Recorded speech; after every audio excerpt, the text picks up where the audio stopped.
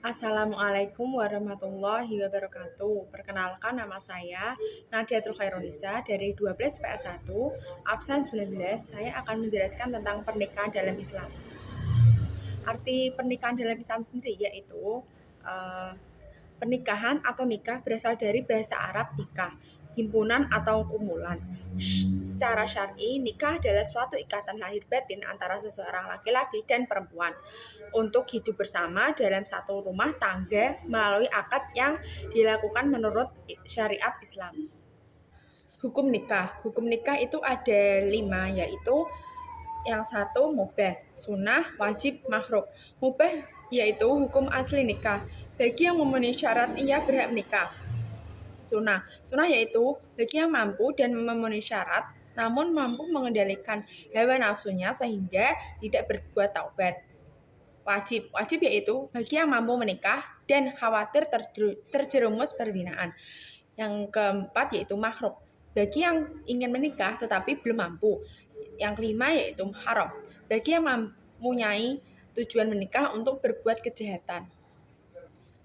Tujuan menikah yaitu untuk memperoleh kebahagiaan dan ketenangan hidup atau sakinah, untuk membina rasa cinta dan kasih sayang, untuk memenuhi kebutuhan seksual yang sah dan diridhoi Allah Subhanahu wa taala, untuk meningkatkan ibadah kepada Allah Subhanahu wa taala, untuk mengikuti sunnah Rasul, untuk memperoleh keturunan yang sah.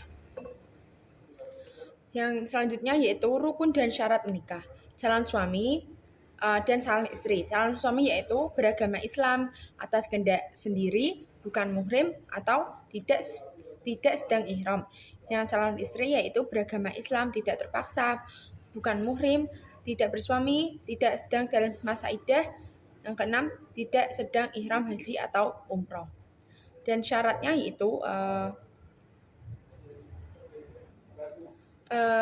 syaratnya yaitu wali 2 saksi dan ijab dan kabul. Wali mu'alaf, Islam dewasa, sehat akal, laki-laki merdeka, adil, tidak sedang ihram haji atau umroh. 2 saksi yaitu Islam yang pertama, yang kedua dewasa, yang tiga sehat akalnya, yang empat tidak fasik, yang kelima hadir dalam akad nikah. Ijab kabul dengan kata-kata nikah atau yang semakna dengan itu berurutan antara ijab dan kabul.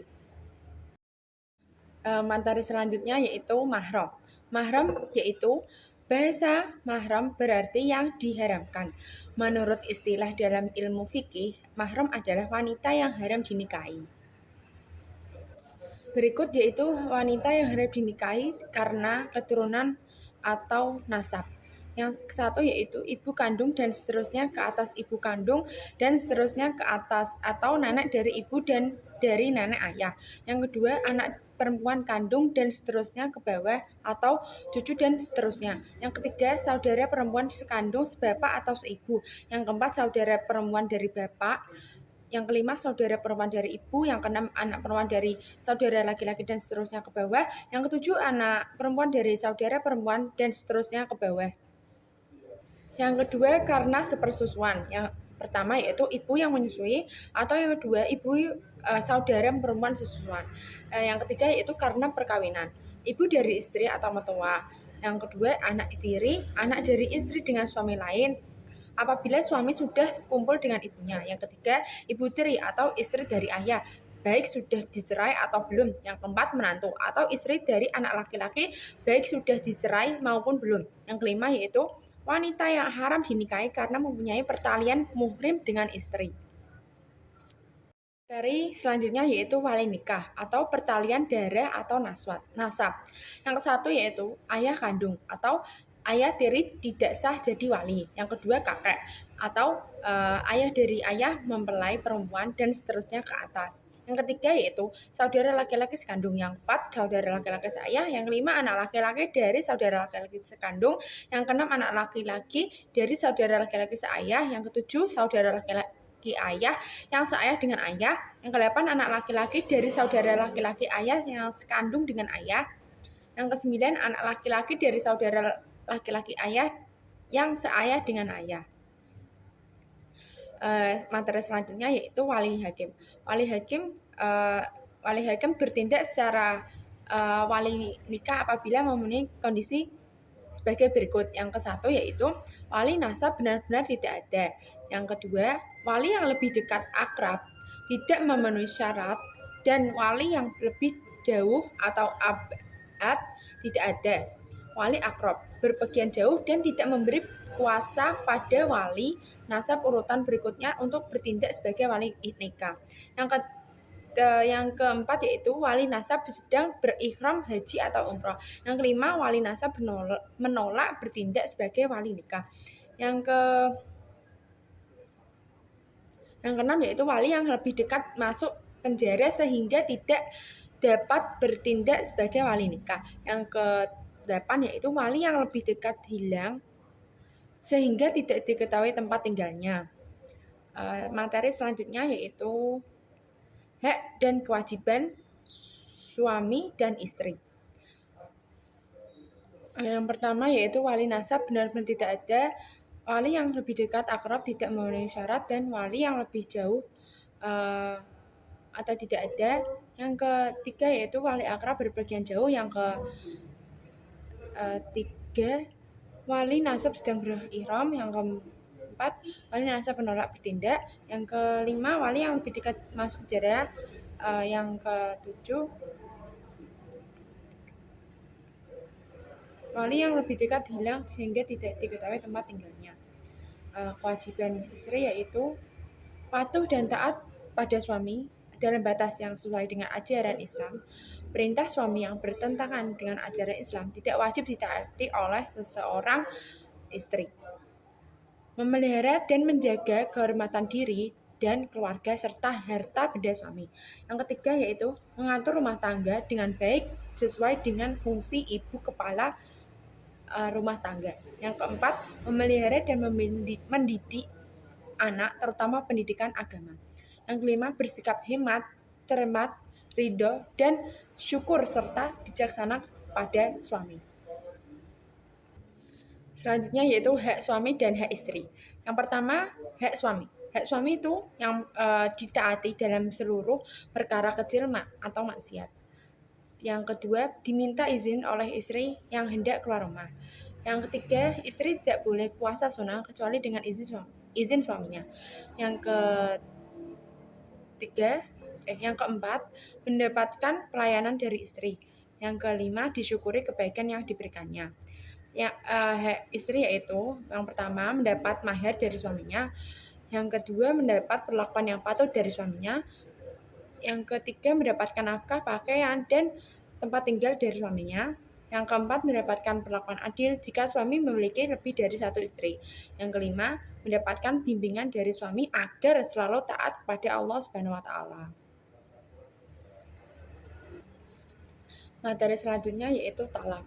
Pengertian talak dan hukum talak. Menurut bahasa talak berarti melepaskan ikatan. Menurut istilah talak ialah lepasnya ikatan pernikahan dengan lafal talak.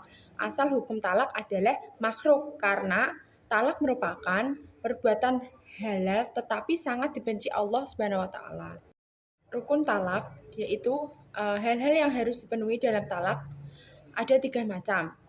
Yang pertama, yang menjatuhkan talak adalah suami. Syaratnya balik, berakal, dan kehendak sendiri. Yang kedua yaitu yang dijatuhi talak adalah istrinya. Yang ketiga ada 2 macam. Cara menjatuhkan talak yaitu dengan cara syarih atau tegas maupun dengan cara hinayah atau sendirian. Macam-macam talak yaitu ada talak raj'i, ada talak bain, ada talak bain sugro, ada talak bain kubro. Talak raj'i yaitu talak ketika suami boleh rujuk tanpa harus dengan akad nikah lagi. Talak bain dibagi menjadi 2 yaitu talak bain sugro, talak yang dijatuhkan kepada istri yang belum dicampuri, dan talak huluk karena permintaan istri. Yang kedua yaitu talak bain kubro, yaitu talak yang dijatuhkan suami sebanyak 3 kali dalam waktu yang berbeda. Alasan jatuhnya talak yaitu ilah, yaitu sumpah seorang suami bahwa ia tidak akan mencampuri istrinya. Yang kedua li'an, yaitu sumpah seorang suami yang menuduh istrinya berbuat zina.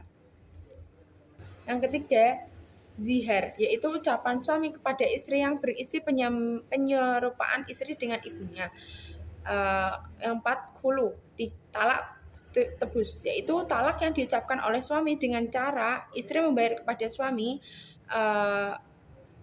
talak tebus biasanya atas kemauan istri. Penyebab talak antara lain yaitu yang pertama, istri sangat benci pada suami, suami tidak dapat memberi nafkah, suami tidak dapat membagikan istri. Yang kelima yaitu fasak, ialah rusaknya ikatan perkawinan karena sebab-sebab tertentu, yaitu karena rusaknya akad nikah seperti diketahui bahwa istri adalah mahram suami, salah seorang suami atau istri keluar dari agama Islam. Seri selanjutnya yaitu iddah, yaitu pengertiannya iddah adalah masa menunggu bagi seseorang wanita yang sudah cerai dari suaminya sebelum ia menikah dengan laki-laki lain. Masa iddah dimaksudkan untuk memberi kesempatan kepada bekas suaminya apakah dia akan rujuk atau tidak.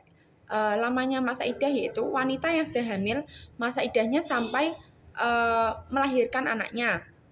Yang kedua, wanita yang tidak hamil sedang ia tinggal mati suaminya, maka masa iddahnya 4 bulan 10 hari. Yang ketiga yaitu wanita yang dicerai suaminya sedang ia dalam keadaan haid, maka masa iddahnya 3 kali quru atau 3 kali suci.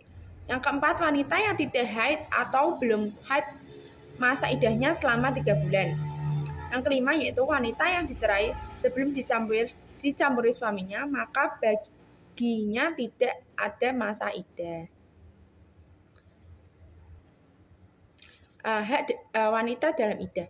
Yang pertama yaitu perempuan yang telah dalam iddah raj'iyah atau dapat rujuk berhak mendapat pemberian dari suami yang mentalaknya berupa tempat tinggal, pakaian, uang belanja. Sementara wanita yang durhaka tidak menerima apa-apa, wanita dalam iddah bain, iddah talak 3 atau khuluk hanya berhak atas tempat tinggal saja. Wanita dalam iddah wafat tidak mempunyai apapun, tetapi ia dan anak berhak mendapatkan harta waris suaminya. Selanjutnya yaitu rujuk.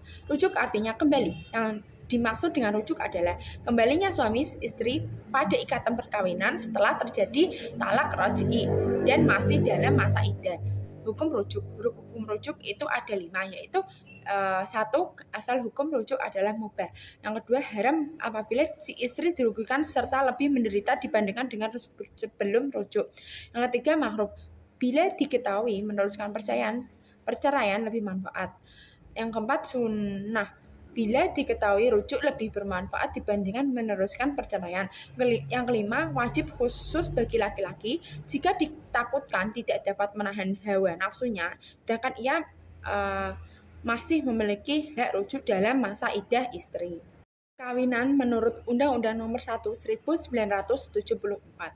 Garis besar isi Undang-Undang Nomor 1 Tahun 1974 Janto UU Nomor 16 Tahun 2019 tentang perkawinan terdiri dari 14 bab dan 67 pasal. Yang pertama, pencatatan perkawinan. Yang kedua, sahnya perkawinan. Yang ketiga, tujuan perkawinan. Yang pertama yaitu dalam pasal 2 ayat 2 dinyatakan bahwa tiap-tiap perkawinan dicatat menurut peraturan perundang-undangan yang berlaku. Ketentuan tentang pelaksanaan pencatatan perkawinan ini tercantum dalam PP nomor 9 tahun 1975 bab 2 pasal 2 sampai 9. Yang kedua yaitu dalam pasal 2 ayat 1 ditegaskan bahwa perkawinan adalah sah apabila dilakukan menurut hukum masing-masing agamanya dan kepercayaannya itu. Dalam bab 1, yang ketiga yaitu dalam bab 1 pasal 1 dijelaskan bahwa tujuan perkawinan adalah untuk membentuk keluarga rumah tangga yang bahagia dan kekal berdasarkan ketuhanan yang Maha Esa. Yang materi terakhir yaitu prinsip-prinsip pernikahan dalam Islam. Yang pertama, prinsip sakinah, mawadah, warahmah atau damai, cinta, kasih sayang. Kedua, prinsip muasyarah, bil ma'ruf. Yang ketiga, prinsip musawamah, kesejajaran untuk saling melengkapi dan melindungi. Yang keempat, prinsip musyawarah, bermusyawarah dan berkomunikasi. Sekian dari saya. Maaf bila ada salah kata. Wassalamualaikum warahmatullahi wabarakatuh.